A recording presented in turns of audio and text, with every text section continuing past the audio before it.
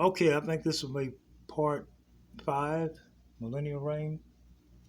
I'm using two devices here because I'm trying to get this stuff done as fast as I can. Okay, as I was saying that you'll be free to engage with whomever you choose. Okay, so when this young lady turned around and looked and I faced her, there was a connection, Mike. I mean, it was just so wonderful.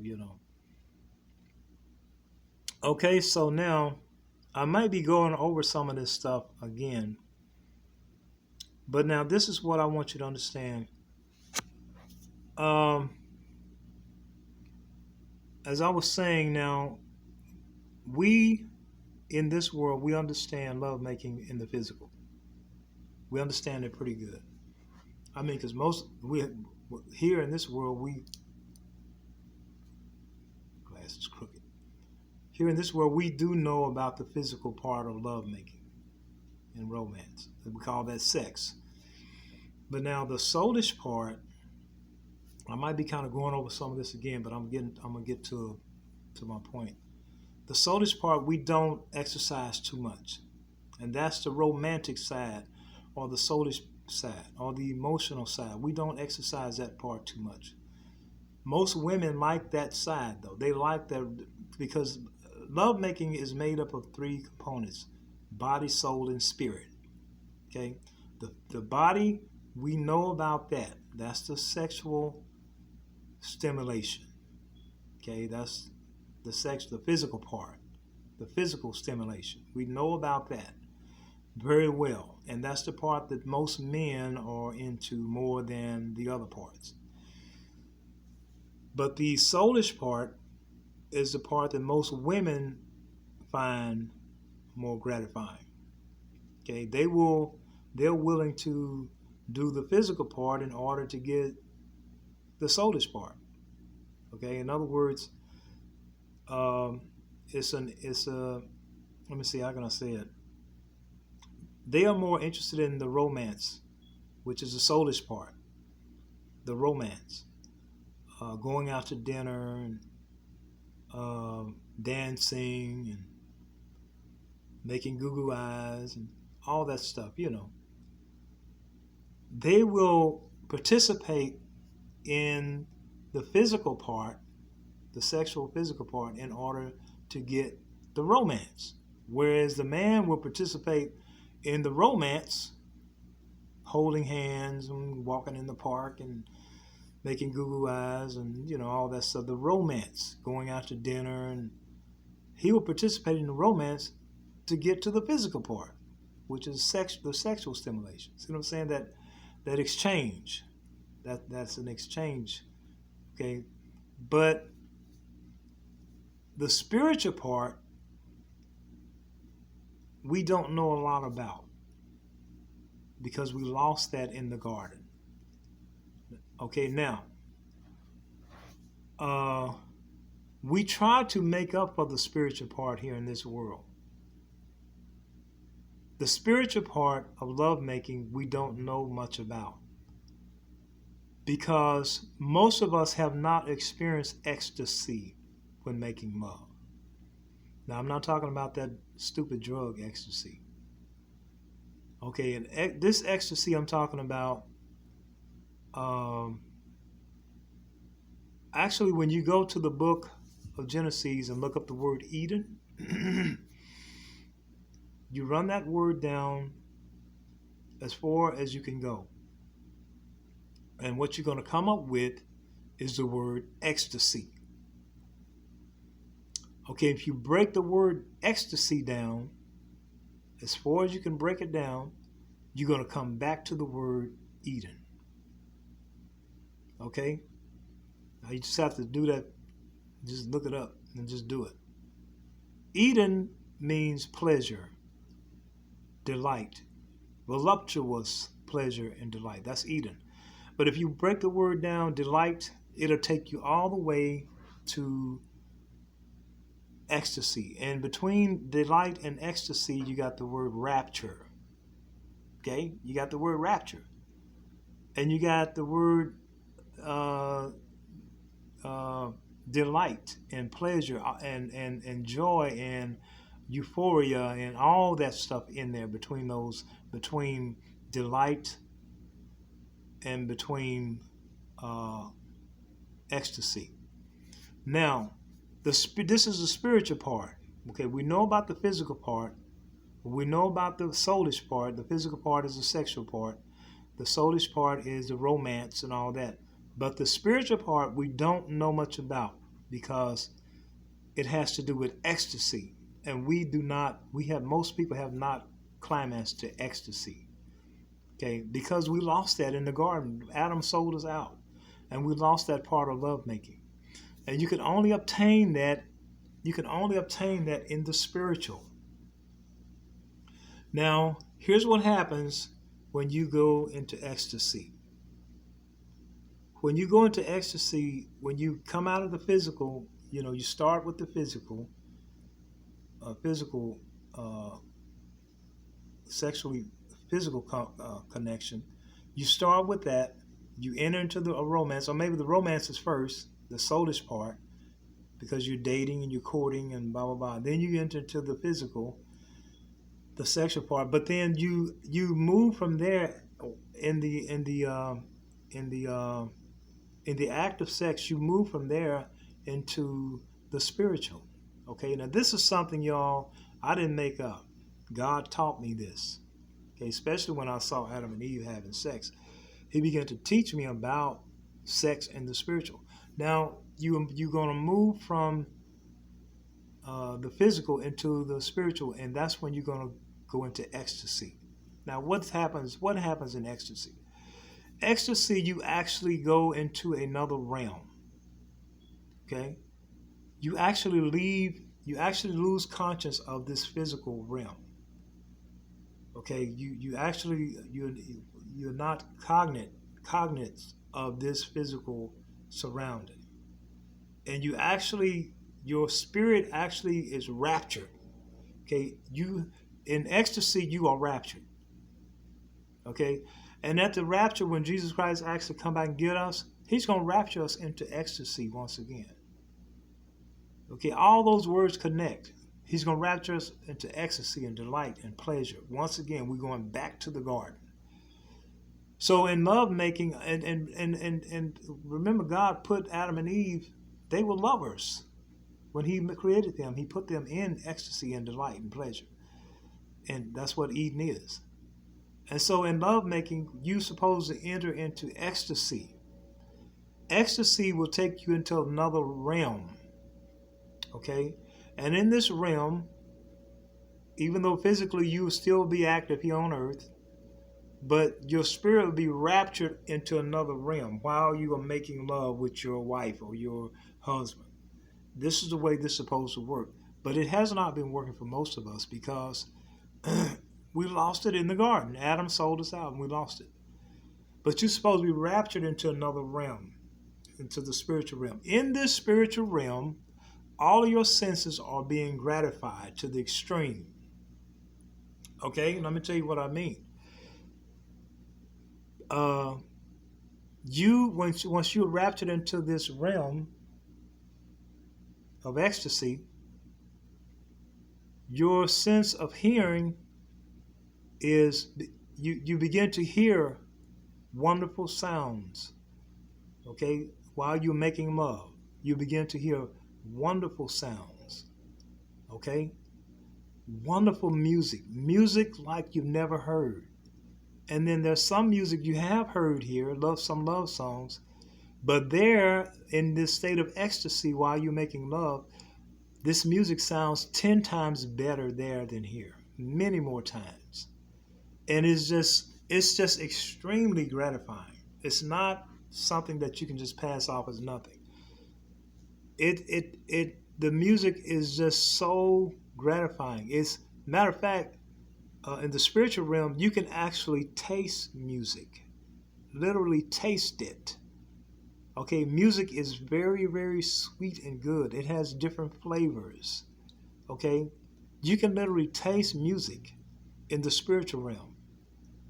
Not only do you hear it, but you can actually feel music. Okay, Music can actually listen. This music will actually, it will literally make your hand move, your body move. Okay? Now, I'm not talking about somebody up just dancing to the music. No, that's not what I'm talking about. This music will actually make your body move. Like, just like if you would take an electric wire and stick it on something and that thing will jump. Well, that's what music could do in the spiritual realm with you. Once you are raptured in this state of ecstasy. Okay? I really wish I could help you understand what I'm trying to say. But this level of music in ecstasy when making love, it is nothing like here. I'm not talking about somebody just dancing to the music, but this music will actually make your body move. Music in the spiritual realm in ecstasy when making love, you can literally taste it. Not with just your mouth, but with your whole being. You can taste that music. And all music has different flavors. Okay? There are songs that you have that are in you right now that you never heard. You have never heard the songs that are in you right now. But when you hear them, it'll be like hearing them for the first time, but you'll know them at the same time. They will be your love songs that have come from your heart to your mate. Okay? Another thing about ecstasy, it gratifies all the five senses. Uh, is the eyes. It gratifies the eyes. In ecstasy, when you're caught up in a state of ecstasy in making love, your eyes see all sorts of beautiful sights. I mean, it's just no more words I can just no other way I can describe it. There are sights, there are things you can see that are so beautiful. It's just you can't even put it on a camera here. You can't even a man can't copy it. He can't illustrate it. It's just I just don't have no other words for it. When you caught up in ecstasy and lovemaking, there are sights you'll see that are just so beautiful. It's just and it I don't know, man. It does something to your entire being. You know. I just don't have no other way to describe it. Also, in the state of ecstasy and lovemaking, your sense of your nose, your sense of smell is excited because you smell all these different fragrances while you caught up in the ecstasy and making love. You smell all these different fragrances. Now listen, we do that right now in this world, right? We try to compensate for this ecstasy, this spiritual trip. We try to compensate. We try to compensate for this stuff that Adam lost in the garden, that we lost in the garden through Adam. And how do we try to compensate for it? Because when we come together with our mate and with our spouse, we put on music, right? We go buy our favorite song, we turn the radio on, and we have music when we get ready to make love, right? Because that's the way it's supposed to be. That's the way it is in the spirit realm in ecstasy when you're making love. But we don't experience that in the spiritual realm when making love. So we go buy the music, right? We turn the radio on, right? Same with our sight when making love. When we make love, when we get ready to make love, we buy roses and flowers because roses and flowers they're just beautiful to look at, right? And so we try to compensate for what we have lost in the garden. When we're making love with our spouse and we were raptured up into ecstasy, well, in the spiritual realm, in that realm of ecstasy, we see all sorts of beautiful things. And so how do we compensate for it now? We go buy flowers and we buy beautiful, the woman buy beautiful negligees and, we buy beautiful things. That's a part of it. Same with the sense of smell. Okay, we try to compensate for what we lost in the garden when in making love. We go buy perfume. We put on our perfume and our cologne, right? Because we want that beautiful smell that comes with making love. But when you're raptured up into ecstasy and actually making love into the spiritual realm, there are fragrances, man, that will turn you all the way on. Okay? And everybody has their own fragrance. Everybody has their own fragrance. Okay. And uh, these fragrance, I don't know where they come from. I don't know where they come from, but you smell these fragrances. Okay, you can smell them, and it's just everything that happens. It happens to your entire being, and at the same time that you are raptured and engaging in lovemaking with your spouse, at the same time you can feel her soul. You can feel his soul, and it's sweet. It's not something bad. It's sweet. It's wonderful. It's good. It's just good to the best. I mean, you can feel what they're thinking. You know how they feel. You know their thoughts, and it's not like, oh man, she know my thoughts. She know what I'm thinking. No, it's not.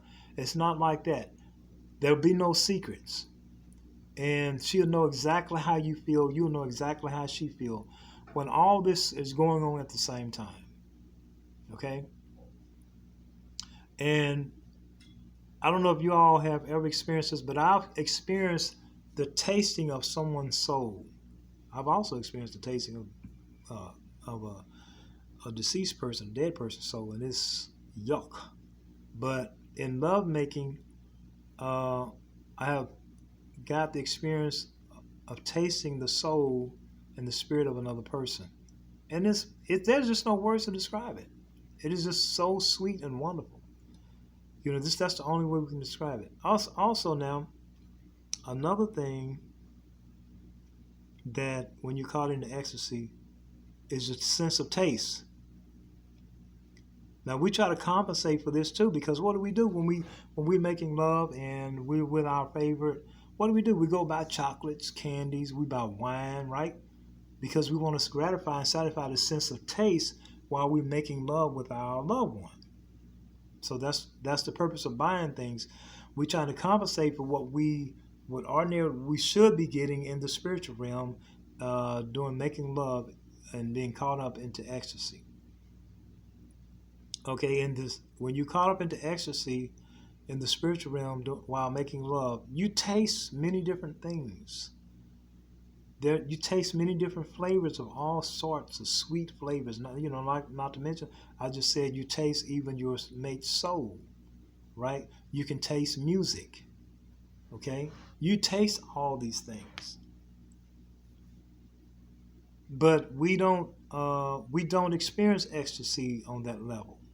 So we have to compensate for it by buying chocolate, buying wine, buying the music. We buy the CD, we buy the perfume, okay, and all that. Now the last thing, I'm not going to spend much time on this this gratifying sensation, because I just don't have the words. And that is the sense of touch, or the sense of feeling. I'm telling you, man, stretch your imagination as hard as you can, and you won't even get close. The gratification that comes with the feeling or with the sensation of touch when you are raptured into ecstasy with your spouse. There's just no words. When you got all this going on at the same time. Okay? I'm telling you, I wish I could tell you. I wish I could explain it to you. But that's the best I can do. That part of love making we do not know anything about. We have not gotten there. Now I heard somebody wrote me and said that there are people that do. Well, some of us have experienced ecstasy in some ways, because a lot of people when they get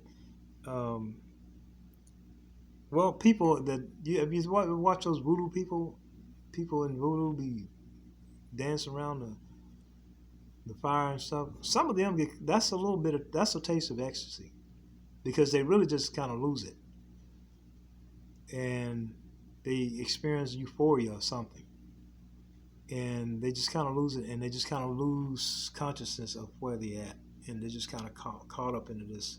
And people do that too at church once they start dancing. But this, what I'm talking about here, I don't think nobody have ever experienced this because we lost it in the garden. That is what we really lost in the garden. Okay?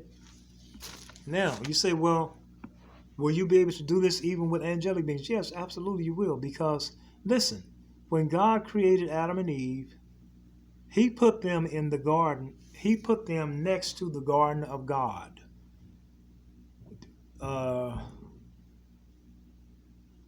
The Garden of Eden was the garden of God.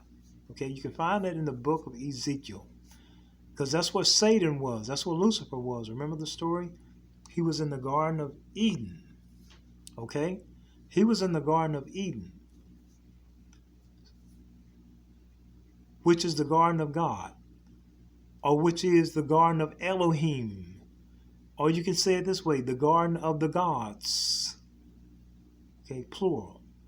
Because Elohim is gods. When you break that word Elohim down, it's talking about God, Daddy God, Son God, S-O-N, Son. It's talking about gods and goddesses, male and female. It's talking about super relatives, okay, what we call superheroes, and angels. Okay?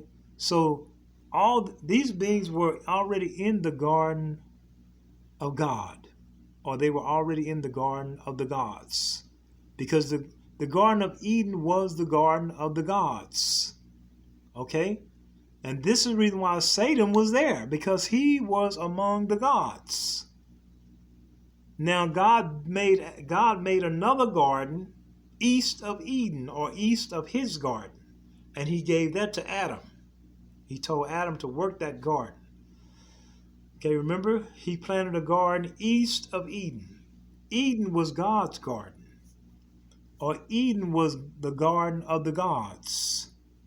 Okay, so there were angels already here when Adam was created, spiritual beings, gods and goddesses, because that was their garden. Eden was their garden. Okay, Eden was their garden. So they were here. Now listen, another thing. Man, I wish I didn't write. See, the scriptures that I need, I never know to write them down. But there's in the book of Isaiah, it talks about the trees. And if you want to ask me about any of these things, just write me and ask me, or you can look them up. The trees the trees in the Garden of Eden. In the book of Isaiah, the trees in the Garden of Eden. These trees represent kingdoms. They're not just trees. See, when Adam took and ate of that tree, he took and ate of a kingdom. And this is the reason why Eve, her sex life was affected, because it wasn't just a tree. And this is the reason why she gave birth to an evil son and a good son. Her whole sexual anatomy was affected because they engaged some type of, I won't go as far as to say sexual, but it was had something to do with it. This is the reason why it affect their sexual anatomy. This is the reason why Eve had bear good fruit and bad fruit, good son and bad son.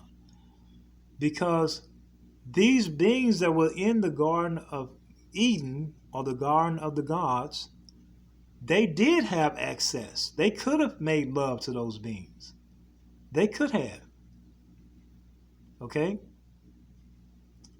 And if you go to the book of Isaiah, it shows you that these trees in the garden were not just mere trees, but these trees represented kingdoms. Okay? Whatever tree they took of, that was of a kingdom or a king. And out of all the trees in the garden, Adam had to take a tree of death. But anyway,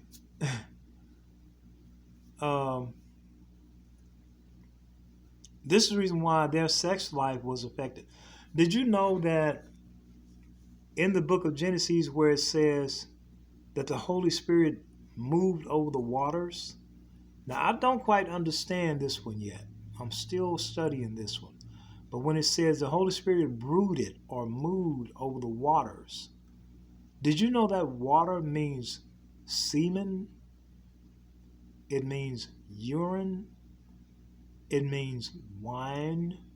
Now, what is wine doing in there? Wine usually is always associated with love making.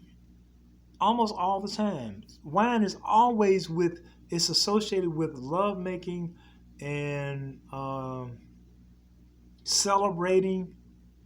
But how is wine and semen when the Holy Ghost moved over the waters? Okay, it said it moved over the semen, and it moved over the urine. Where's the urine and semen? It's in the penis. Okay, and it moved over the wine. So I'm still studying that. I'm trying to figure that out. But all of this there's a tie-in somewhere in this. And hopefully some of you guys out there may understand this and may put it together. But there's a tie-in somewhere with sex in the garden between spiritual beings and Adam and Eve. There is a tie-in. There's a connection. Okay? Because once they ate of that fruit, why was her sexual anatomy affected? Okay? But anyway, yes, you will have access to even spiritual beings in making love. And it's very different from earthly beings. I mean, listen, the next video I'm going to talk about different shades of love in the spiritual realm. The sensations you get from other spiritual beings, you say, how do I know? I experienced a tiny, teeny, weeny bit of it. That's how I know. And once I would experience a tiny, teeny, weeny bit of it, then God would begin to explain more to me. But with the spiritual beings, it's different than with the earthly beings.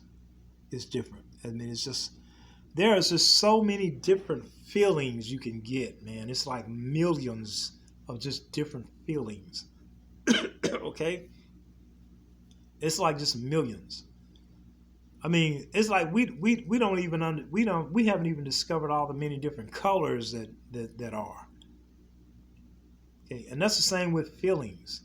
All we pretty much know is sadness and gladness and happiness and confusion and stuff like that.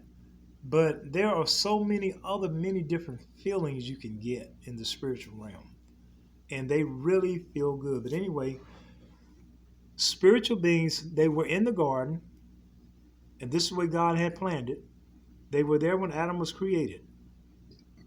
We have access to spiritual beings, angelic beings, beings of other worlds, just like Adam and Eve had access to the Garden of the Gods, or the Garden of Eden, which is the same thing.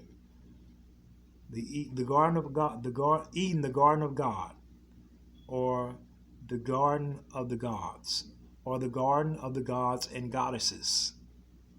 They had access to those beings and that garden. So you will have access to other spiritual beings as well. Okay, now I don't want nobody to think that this is all on my mind, because it's not. But you know what? This is what I've learned, and I'm going to share it with you. And you can do what you want to do with it. But when I leave this earth, I want to make sure I've done what God has told me to do, no matter what people might think about me. Okay? So I want to talk about different shades of love. All we know here in this world about love is, well, what can I say, man? The love in this world is I guess it's sometimes, most of the time, I guess it's good, but it's just so much bad things come with love in this world, man. So you're just like, wow, I don't know. I mean, love in this world, they can love you today and hate you tomorrow. You know what I'm saying? That's the way love is in this world, man. And even with Jesus Christ, we know he loves us, but it's kind of like a parent. It's kind of like a parent. We know our parents love us, but they will beat the crap at you. But then just let something happen to you, man, they'll come running for you. That's the kind of love we got in this world. That's the kind of love we got in this world. I mean, my mama used to beat the mess out of us, man, when we did something wrong. But then she'd tell us, I love you. And I'd be thinking, what? I don't get it, Mom. But that's the love we got in this world. But in the spiritual world, that's not how it is. There's so many, and all we know in this world, the best love we know in this world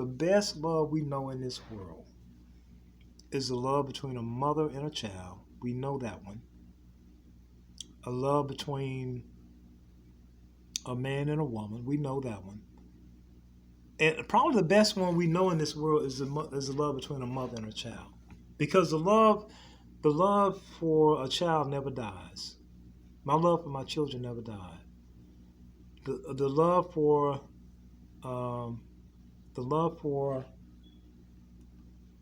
I have for my mother never dies. Never died. But now the love between a woman and a man, it can die. It can die. And it can be ever so strong at first, but it can die. The love between even friends. So the best thing we got here in this world is the love between a mother and a child. But that's the best and they'll beat the crap at you too. They'll beat the crap at you. Okay? And they still love you though. But that's the best thing we got. But in the world to come, it's not like that. There's so many different, I don't know how many different shades of love. And I'm going to talk about that in the next video, okay? God still speaks through visions and dreams. Yes, he does.